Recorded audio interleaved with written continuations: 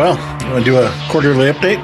Yeah. This Friday we'll be releasing our 150th episode. Woo! 150 with special effects and makeup artist Howard Berger, who has done freaking everything. Is he another one of the ones that did that worked with Weta? We've interviewed a couple of people with special effects recently that have just done everything. Yes. Yeah. No, Howard Berger, Day of the Dead, People Under the Stairs, Army of Darkness, The Walking Dead, Kill Bill. Yeah, this guy's older than Weta. He's been around for a while and done a lot. Yes. Or wait, no, Berger was L.A. Luke Hawker and Gino Acevedo were Weta. And also Kevin Tare, I think. I think it was Nathan Tare. Nathan Tare, that's right. Yeah. But Howard Berger, 150th episode. We've got 15 books that we're going to be giving away this year. Yeah. Some of the books, some of the authors included Charlene Ellsby, Tim Wagner, Stephen Kosaniewski, Laurel Hightower, S.A. Bradley, Jonathan Jans, Eric LaRocca, Todd Kiesling, a couple other ones I'm forgetting, Philip Fracassi. Finally got around to setting up a page where you could register for our newsletter. So I think we'll suggest everybody sign up there, and that way we can keep track of everybody, and we'll do some sort of a drawing there. I'm thinking maybe do like one book a month because we've got 15 books, so it'll last us all year. Mm-hmm. Many of them have been signed. I got a number of them signed when I went to AuthorCon earlier this year, but mainly I was waiting to set up the mailing list as a way to get a list of everybody who wants to be involved in the contest. And then there are these websites where you can go and it'll like randomly roll a die for you out of however many numbers you pick. And we can just use that and then go down the list and say, okay, this is the person that wins. Mm-hmm. I am still working on the horror trivia game. I've got about 4,000 questions done. Still got about another 1,000 to go. So it's probably going to be another month or two before I wrap that up. It's going to be awesome though. Yeah. Spans several decades. Yes. For anybody who has not heard me talk about that, basically the way it went was this. So somebody on our server said, hey, can we do a horror trivia night? And I was like, yeah, that's a great idea. So I started looking for horror trivia questions, but the problem is, well, it's a couple different problems. There's some websites where you go and you might have a list of 100 questions, but they're not very well written, or some of them are just flat out wrong, or you go to a website and you only get one question at a time and you've got to click through 1,000, things because they've got ads everywhere. They're trying to increase their ad revenue. Mm.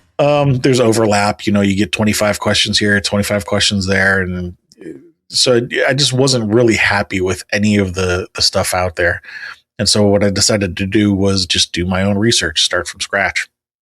So I gotta say, Steve, I am rather proud of you now because while you haven't seen all the horror movies as most people, you now have done enough research that we can still talk shop about horror and you know all the facts. Quite a bit. I've been doing a lot of reading of plot synopses on Wikipedia and cross-referencing people on IMDb on different movies, because one of the things that I like to do for this is when I say who was the actor that played this, and then when I give the answer, what I'd like to do is say, okay, I'm picking somebody who's been in a number of different movies, and it's somebody that you probably will recognize because they've been in a couple different movies. So I'm going to go ahead and tell you what the other movies are to help you understand who it is that I'm talking about. But also, because this way, if you haven't heard of some of the other movies that they've been involved in, then this could be a reason for you to go check out some of those movies. Mm-hmm. And as Chris mentioned, this is the list that I found. What I did is I found a list of 1,000 most popular horror movies, but this goes all the way from the 1920s up until the present. And so I'm doing a lot of historical research as well. And if I happen to mention some movie that somebody did that you've never heard of, awesome. Then, you get to go potentially learn a bit more about that. Mm-hmm. So still working on that. Probably got another month or two until I get that wrapped up. If you would like to participate in the horror trivia games, come join our Discord server. Also, we are open to people donating or suggesting questions to be added to our database. That's something else that I was thinking about doing too. So like the goal here was 1,000 movies, 5 questions per movie. Not all of them are going to be very deep. Some of them are going to be gimmies, because you can't make them all hard questions. And it's just a great start to a potential database that we can then potentially crowdsource more information and get other people to, donate questions to the database.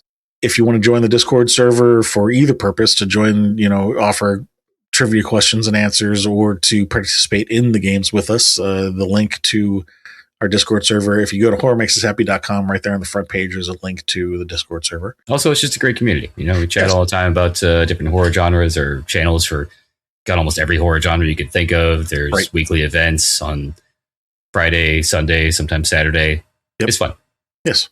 What else is going on? YouTube live events potentially coming soon. Yeah. That's a new thing. I have finally gotten around to getting some better lighting set up and been doing some testing with a better camera. I think I might finally have a halfway decent solution that I'm satisfied with set up. I got to do a little more testing, but hopefully in the next month or two, we'll be ready to do that. And at that point, what we'd like to do is pivot from right now on on Sundays, we're doing a listen party where we play one of our live stream one of our episodes on the Discord server. And then after that, we roll into doing a drawing party where Chris live streams himself drawing his horror-themed webcomic Pieces of Flesh on the server. But one of the things that we've been wanting to do for actually years now, we've talked about doing this.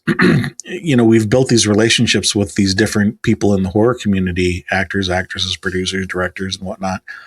But the thing about our interviews is that they're very in-depth, and there's really no real reason to come back and do the same interview process over again once you've already done that.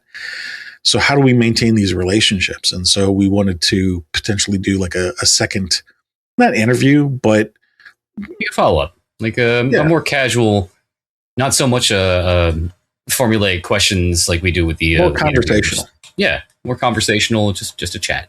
So we can invite people to come back and be like, hey, what have you learned since the last time we talked? Or, what are you currently working on? And so, but the other part of this is because the podcast actually does require a lot of work. The editing process normally takes me somewhere between 4 to 6 hours of editing for every interview that we do. And I just don't, I'm working a full-time job. I don't have time to do another one of those on the side. So if we were thinking if we do a YouTube live thing, then it's live. We're not doing any editing. So that's good. Doing it on YouTube, we've wanted to do that because, you got a different audience that is into video versus audio. So we've got the podcast for people who want to listen to the podcast, do audio, do the YouTube thing for people who want video, and just kind of, cover multiple bases here that we're not currently covering.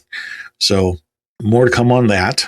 I already know that we have at least one guest potentially lined up who has a book coming out this coming October who said he would love to join us to do something like that. So we also have some other great guests that we are talking to, getting situated for 2026, whose names I don't want to mention yet because I don't want to, count any chickens until they hatch, but got some definitely cool stuff coming down the pipe. Or pike, I believe the phrase is. StokerCon, potentially this fall. They're going to be doing that in Pittsburgh again. I think it's September. It'd be really cool if I could get Chris to come up here and attend with me. Oh, we got a very cool potential new theme song. Oh, yeah. From one of our created from one of our very own Discord server members. Yes. I want to do a little explanation about this first because it needs a little work, and you'll understand here in a second when I explain. So what they did is they wrote the lyrics, and then they did use AI to create the music. Now, here's the thing. Chris and I are both musicians. I play guitar and bass, and we have used a DAW for, creating music in the past. Actually, the intro and outro music that we've been using for Horror Makes Us Happy this whole time is a song that Chris and I wrote. It was the first song that we actually recorded together. And so I realized that I have the skill in the guitars and the amplifiers and whatnot that I have re-recorded the music for this track that I actually need to re-record one of the guitars because I didn't have enough distortion on it and it doesn't sound quite right. So I got to re-record that. And then what I was thinking about doing is going on like Fiverr.com or something and see if I could find a vocalist who can sing, because I play instruments, but I'm not a singer. Maybe hire somebody to do the vocals, re-record the vocals. And It's a great song. Really love the lyrics. Just need to re-record the song. That's all. And we're most of the way there. Like I said, I already recorded. I used the DAW for the drums. I re-recorded bass, 2 guitars, and a lead, I think, as well. Nice. And now it's just a matter of re-record that one guitar and then get somebody to lay down some vocals, and we potentially have a new theme song. So looking forward to getting that done in 2026. What's going on with the webcomic, Chris? I think you just wrapped up a book and you're getting started on a new one. Yes. Lexa is the next chapter in the second installment of the Pieces saga that I'm writing. So I just finished up Sid, and I'm starting now on Lexa's story, which is going to be a lot longer than Sid, a lot crazier, lots of twists and turns. We even got like a little detective side story, and of course, always murder and cannibalism. Of course. And maybe some demons and giant wolves made out of flint, you know? It's fun stuff. Made out of what? Flint? Yes. Okay. You gonna spark a fire? Kind of. I'm not sure why he was made out of flint. He was. I haven't written that part yet. Well, what else we got going on? Probably don't include this in the promo, but merch. We need to figure out something with merch. Yeah, I mean, one of our main goals at this point right now is just getting some people to support us on Patreon, even if at the dollar level. That if we can get 20 people to do that, then that would cover our monthly costs for hosting the podcast, because that's $20 a month. Some Patreon supporters would be nice. We've been doing this for over 5 years now, and we don't really have. We have a few. I mean, we definitely appreciate the ones that we do have, but definitely putting it all out of our own pockets still at this point, almost all of it. And we haven't done any sponsorships. Although, the funny thing is, like, I don't want to say that I'm not open to sponsorships, but it would have to be something relevant to the community. Like, it'd be awesome if we did like something for Shudder, like it's like a discount code or something like that. But we're not at a point yet where they're reaching out to us. So, but I agree. Let's do something more appropriate and not hawk like earbuds and mobile games. Yeah, exactly. But no, I mean, if at all possible, we would rather do this without taking any ad revenue at all. We'd rather have it be supported by the listeners. Mm-hmm. We do this for the community. We would much rather be supported by the community that we're doing it for, because if we're not supported by the community that we're doing it for, then we're being supported by someone else who's trying to push something, mm-hmm. which is not where we want to be. And I don't think it's where our listeners would want us to be either. I know as a listener myself, I wouldn't want it to be like that. I typically don't like that. That's why I guess, we're going to release this before the new episodes start sharing with this, but, we're going to start including little 10-second promo clips just of our own, little things that we could promote that we don't usually do. We have been skipping quite a bit of them a lot, but, just things about talking about our webcomic, Chris's webcomic, or the book that I published, or Steve's book, yeah. Just different little things that we can go, oh, hey, here's a reminder, go check this out. So we're going to start doing that. But I think that's plenty to give us a little quarterly update for 2026, the start of 2026. Oh, also Happy New Year. It is now 2026. Yes. Happy New Year. Going into season number 7. But yeah, call to action, reminder. If you want to get in on this horror book giveaway, go to horrormakesushappy.com. On the front page, there's a link to sign up for our mailing list. Go sign up there, and we will start doing drawings maybe like once a month to give out free books. And I don't know if I said this or not earlier, but most of these have autographs in them. When I went to AuthorCon earlier this year, nice. I got a number of books and got them signed by the authors. So that's awesome. Yeah, I don't think you included that earlier. It's great. Yeah. You see that? Value. Yes. So yeah, go sign up, like, share, subscribe, do all the fun stuff. Yeah. And if nothing else, thank you all for listening to our podcast and supporting Horror Makes Us Happy. Yes. Actually, what I think I'd like to do here is I'm going to close out this promo with the song that Ellie sent us. However, this is what we're going to do. I'm going to play the first maybe 10, 20 seconds of the AI track, and then I'm going to play you the track that I've re-recorded myself, so you can hear the difference, and you will know that I actually did re-record this. It's not just pulling your tail. What I did here is I had her give me the vocals separately so that I could lay them over the music that I was recording so that I could make sure that everything sounded as close as I can get it and line it up. You'll notice that my guitars are actually quite a bit brighter and louder, but not as distorted. It's I didn't get everything perfectly, but I'm also not exactly trying to. I don't know. We really love the song. We hope you will too.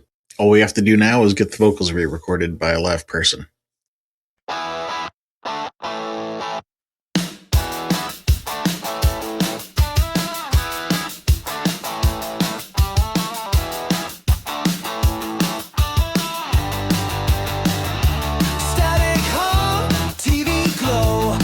All right, so that was the AI track. Now here's what we re-recorded live.